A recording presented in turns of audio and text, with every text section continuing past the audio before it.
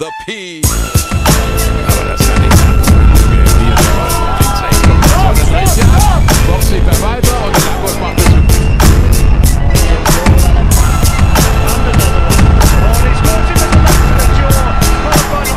bothering Mikey Garcia because he's putting up that left hand, trying to block it, but he can't block it. When he's trying to block it, you know, Earl Spencer's coming in with that left.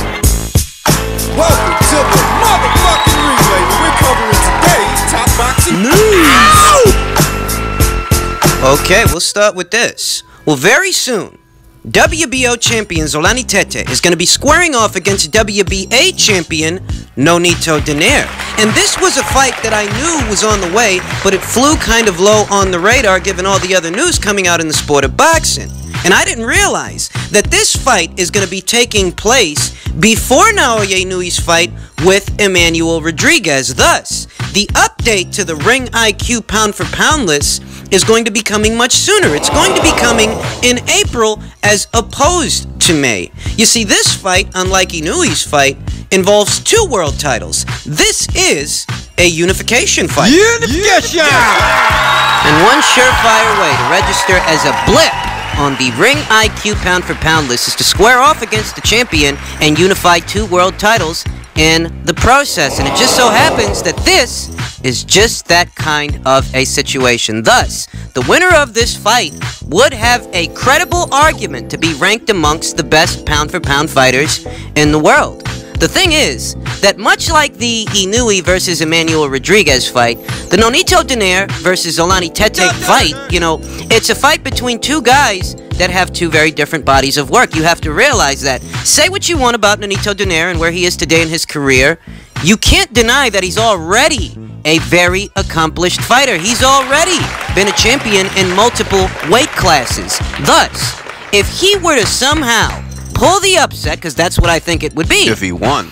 If he were to somehow pull the upset on Zolani Tete, that would be in addition to what is already a far more accomplished track record than what Zolani Tete has to offer. That's saying that if Nonito Donaire wins this fight and unifies those 2 world titles, he would rank considerably higher on the list than if Zolani Tete were to win the fight. Do realize that when you cross-compare their overall track records, which is a part of the criteria that governs the Ring IQ pound-for-pound list, if you cross-compare the overall track records of both of these fighters, in Nonito Donaire, you got a guy who held the IBF title at flyweight, held both the WBC and WBO titles at bantamweight, was the lineal Ring Magazine IBF champion and WBO champion 2 times, all at super bantamweight, and was a WBA champion at featherweight. And currently, he is holding the full version of the WBA title at bantamweight. The full version of the title that he was fortuitous enough to have won from Ryan Burnett, and what was just, you know, a happenstance, a lucky turn of chance, because I didn't think Nonito Donaire was going to win that fight. Who'd figure that Ryan Burnett would hurt his back the way that he did and not be able to go on? I mean, I don't really think a lot of people saw that coming. You know, you can try to forecast the outcome of a fight based on the statistics and the style, but you just don't figure that a guy's going to get injured the way that Ryan Burnett got injured. Ryan Burnett being a young guy.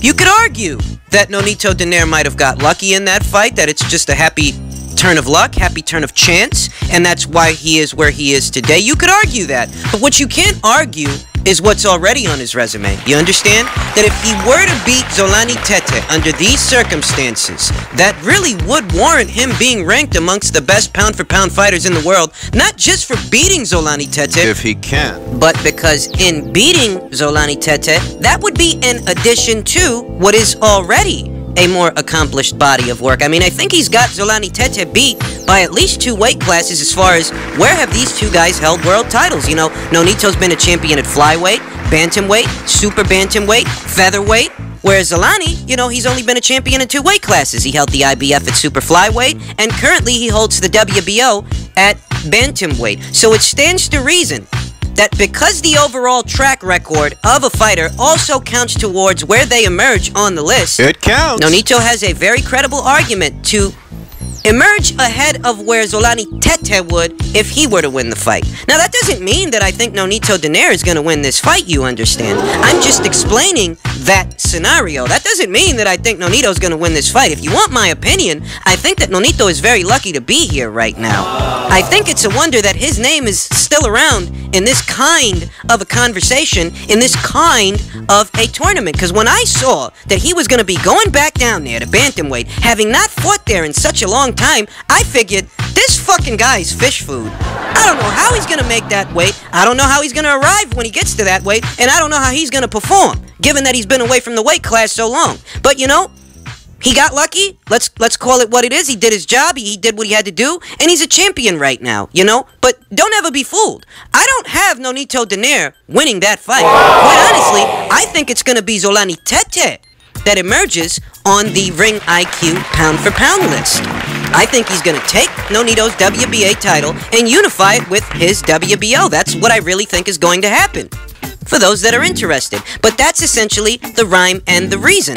That if Nonito wins the fight, he's going to emerge slightly ahead of where Zolani would if he were to win the fight. But I reiterate, I think it's going to be Zolani Tete that wins this fight.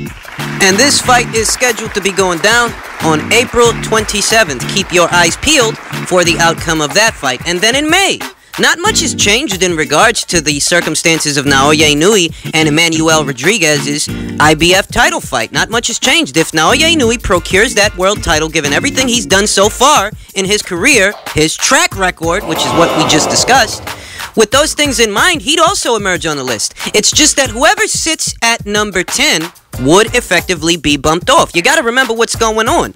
Usyk currently has a spot on the list, but in the next update, he's going to be ejected. Why? He's vacating all his world titles, and you need a minimum of one world title just to be considered, whereas in Usyk's case, he won't have any, so he's going to be ejected.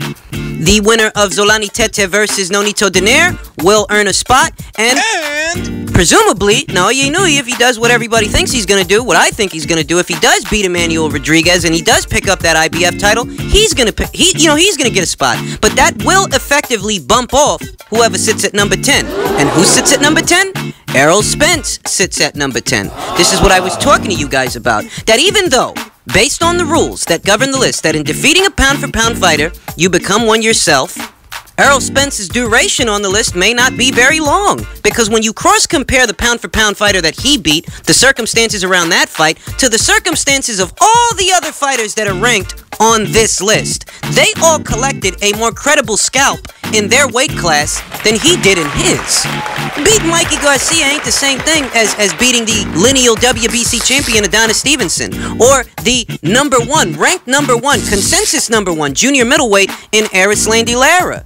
It's not the same as being a three-division champion like Kosei Tanaka, or defeating the pound-for-pound number one guy. I mean, these are the scalps that these other guys collected. These are the accolades, the accomplishments that got these other guys on the list. So when you cross-compare those accolades to what Errol Spence did to get on the list, beat a pound-for-pound fighter, but he wasn't in your weight class. Never fought there. He didn't hold the world title there. He never even had a fight there. When you cross-compare it, you can understand the rhyme and the reason. So it's conceivable that after Naoya Inoue's fight with Emmanuel Rodriguez, Errol Spence is going to get bumped off. And his only saving grace to be reintegrated into the list is when the winner of Zolani Tete versus Nonito Donaire squares off against the winner of Inoue versus Rodriguez, because then a vacant spot will be opened. Thing is, that won't be for some months. So for you guys out there that were happy to see Errol Spence's face on the Ring IQ pound-for-pound list, I told you guys. Hold your horses. He may not be there for very long. That's the way the cookie crumbles. Moving on. There really are a lot of fights coming up this weekend. I mean, there really is a lot of action. Some fights bigger than others, some fights being more monumental. But among these smaller fights that are flying below the radar, Jaime Munguia, WBO junior middleweight champion Jaime Munguia, is having a mandated title defense of his WBO title against Dennis Hogan. And a good amount of the reason that this fight isn't being talked about is because, well, this is a bit of an unheralded opponent. So as you can imagine, some very short-sighted people have some short-sighted things to say about this fight, the same way they have some short-sighted things to say about Vasyl Lomachenko's mandated title defense against Anthony Crolla.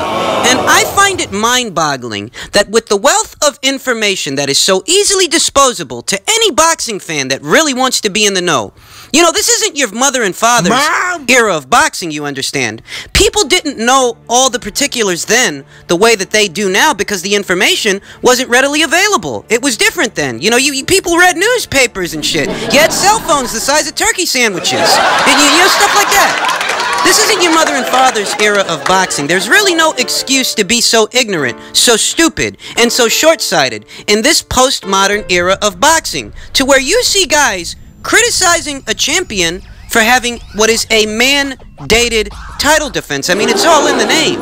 It's fucking mandated. Meaning it's mandatory. Meaning if you don't do this, regardless of who your opponent is, if you don't do this, you will then forfeit your world title. Now ask yourselves a question, geniuses. Why the fuck would you give up your world title to a guy you can easily beat? Explain it. Doesn't make a lot of sense, right? I mean, I know that in the sport of boxing, there are any variety of better fights than Loma versus Crolla, for example, or Munguia versus Hogan, for example.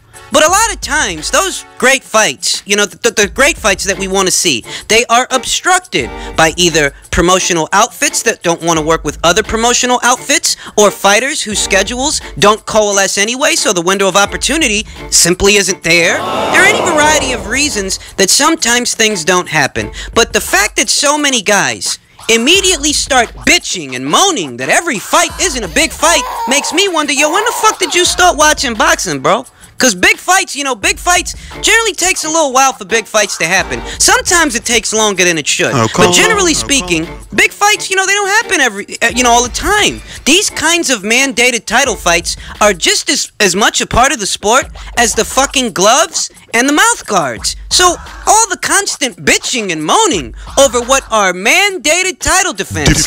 Get over yourselves, you fucking crybabies. I mean, take Jaime Munguia, for example. Jaime Munguia is one of 3 champions in the junior middleweight division, and I'm sure that you guys would like to see Jaime fight Jarrett Hurd as much as I would, but there are a lot of problems with a fight like that. For starters, I'm not even convinced that Golden Boy would allow Jaime, who's very young, to have that fight. I think that they would try to guide him away from a fight like that. But let's hypothesize. Let's say Golden Boy were willing. Does that make the fight more viable? Not really, because the PBC doesn't really want to work with anybody anyway.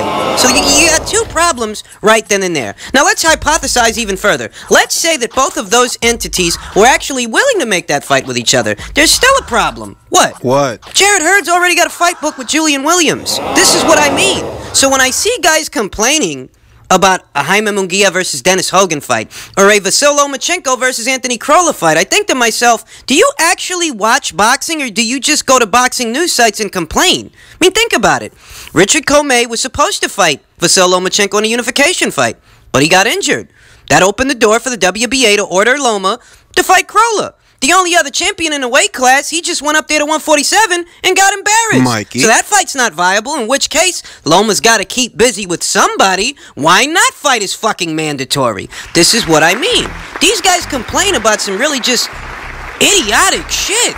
Now, I'll tell you. They're not the most exciting I fights. don't see anything exciting about these matchups. I think that what these matchups really do is they allow these fighters, these champions, like Jaime Munguia, like Vasyl Lomachenko, to keep the tools sharp and satisfy their obligations as champions, because that's what they are. These are the obligations that come with holding a world title, that every so often, the powers that be are going to order you to fight some number 1 or number 2 or whatever, some top 10 ranked contender. That's a part of it, you know, that's an occupational hazard. It's going to happen from time to time. All things considered, I think we're set for a pretty good weekend of boxing. I've no doubts that Jaime Munguia can dispatch Dennis Hogan, and I've no doubts that Vasyl Lomachenko can box circles around Anthony Crolla. But along with those fights, we have the undisputed middleweight championship, the undisputed women's middleweight championship going down.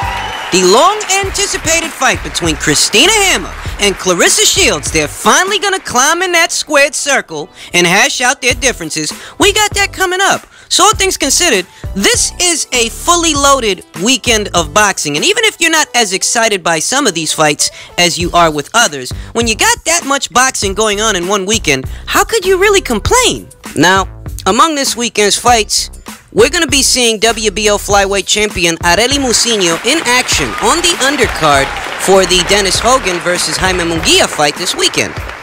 You guys may or may not be aware that Arely Muciño was supposed to be fighting highly touted Olympic standout, now turned professional, Nicola Adams. But something happened in camp, Nicola Adams got injured, fight got scrapped.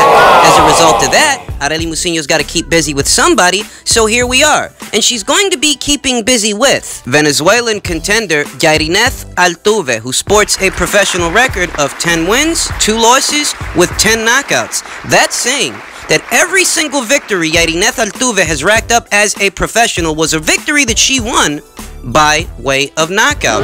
So what you can deduce is that while Yairineth is not as highly touted as a Nicola Adams, for example, she's not someone you can afford to coast with. She's not someone that you can be asleep at the wheel with. Because for all her drawbacks, and every fighter's got some, for all her drawbacks, what she does seem to have is a sizable punch. And that even though Yairineth Altuve has 2 professional losses in her first 12 fights, you can't let that fool you. You can't let that give you a false sense of security. You've got to look at the details. You got to. Because that's where the devil is. The devil's in the details. And in regards to Yairineth Altuve and the details of her 2 professional losses, well, one, they both came at the hands of the same fighter. That fighter being the IBF champion, Leona Paola Judica, who's no slouch. You understand?